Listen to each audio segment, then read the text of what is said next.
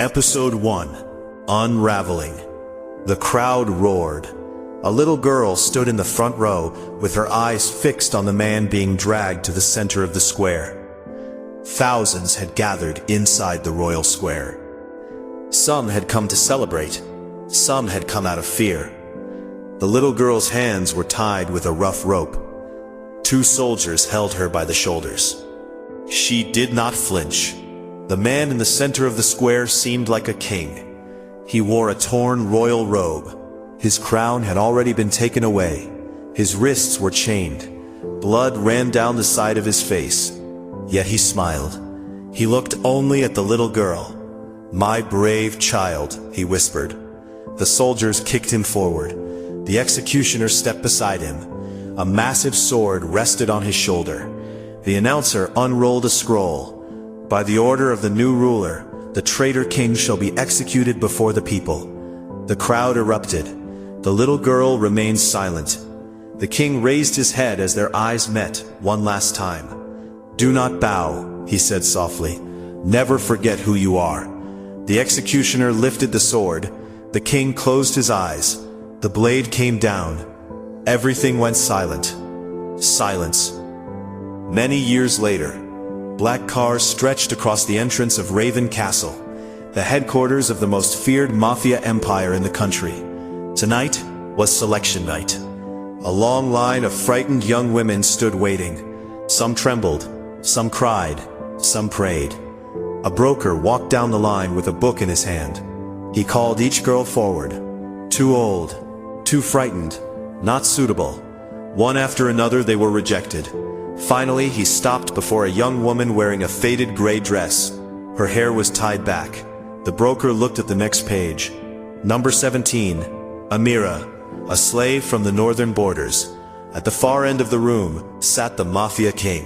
One knew his real age. No one dared guess. He rested one hand on the arm of his chair. He is a man of no expression. He looked at Amyrrha for only a few seconds. The broker waited. "So?" he asked carefully. The king spoke. "Her." The broker blinked. "My king, would you like to inspect the others first?" The king's eyes never left Amyrrha. "I said, her." No one questioned him again. 2 attendants immediately walked toward Amyrrha. One whispered, "You should consider yourself fortunate." Amyrrha said nothing. She was escorted through long corridors lined with paintings and marble pillars. At the end of the hallway stood a pair of carved wooden doors. The attendants opened them. Inside was a luxurious bedroom. The bed was larger than the room she had slept in for most of her life. Amyrrha stood alone. A few moments later, the Mafia king entered. She immediately lowered her head. Her heartbeat raced. She had heard countless stories about him. Cruel, merciless, a man who never spared anyone. He walked across the room without looking at her. He picked up the water pouch resting beside her bag. He turned it in his hands. He traced his fingers on the pouch. Then he placed it back exactly where it had been. He looked toward the bed. Sleep. Amyrrha slowly raised her head. She had expected something else entirely. The king pointed toward a smaller door on the opposite side of the room. "I will use the adjoining room." Without turning around, he said, "Lock your door." Then he disappeared into the next room. Nothing had happened. Nothing Amyrrha had feared. She walked to the bed. "What kind of man are you?" she whispered. It was raining. There was roadside inn with a dimly lit golden lamp. Only 6 travelers occupied the dining hall. A merchant counted his coins, while an old horse rider lit up his cigarette. The innkeeper wiped a wooden mug with a cloth. A little girl swept the floor beside him. Everything felt ordinary, until the sound of a rushing horse tore the calm. The horse crashed into the fence. The front door burst open. A man stumbled inside. His clothes were worn. One sleeve had been torn away. The stranger grabbed the innkeeper's wrist. The innkeeper frowned. "Who are you?" The stranger ignored the question. Instead, he pulled a worn leather scroll tube from beneath his cloak. He slammed it onto the counter. The innkeeper asked, "What is this?" Listen carefully. When the time comes, give this."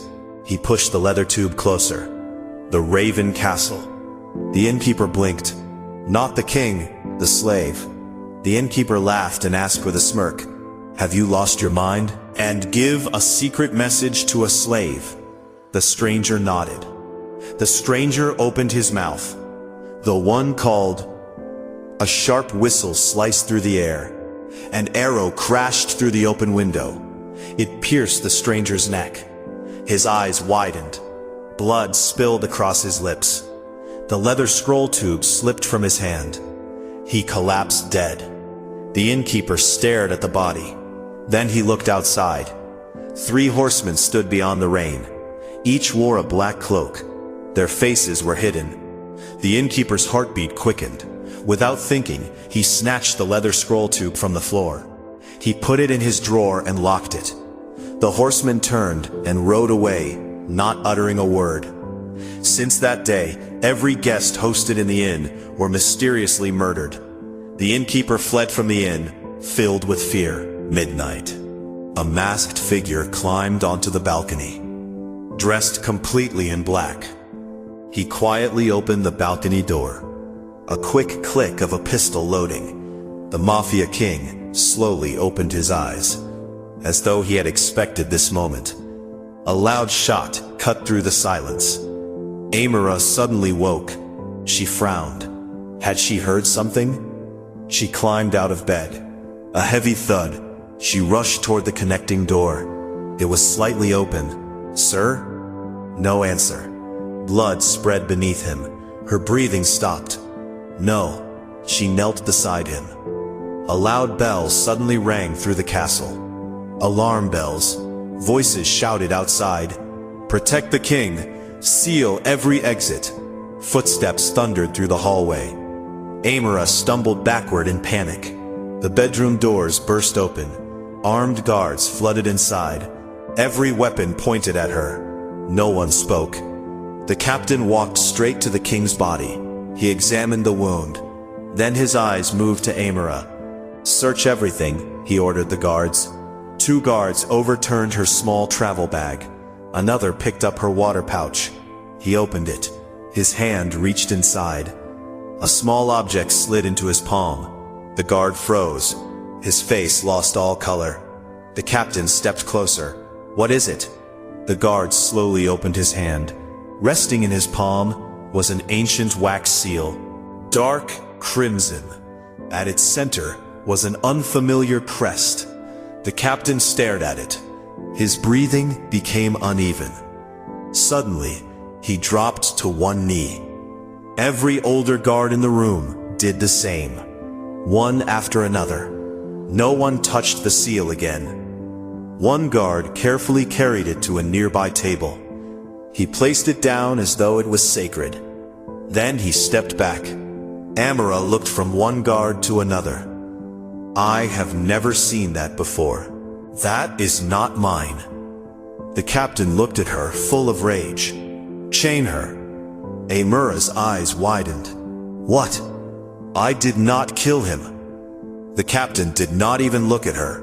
"Chain her." The guards chained Amyrrha's wrists with iron shackles. She looked once more at the ancient seal resting on the table. Every guard in the room continued bowing their heads toward it. Not toward their dead king, toward the seal. Amyrrha whispered, "What is that?"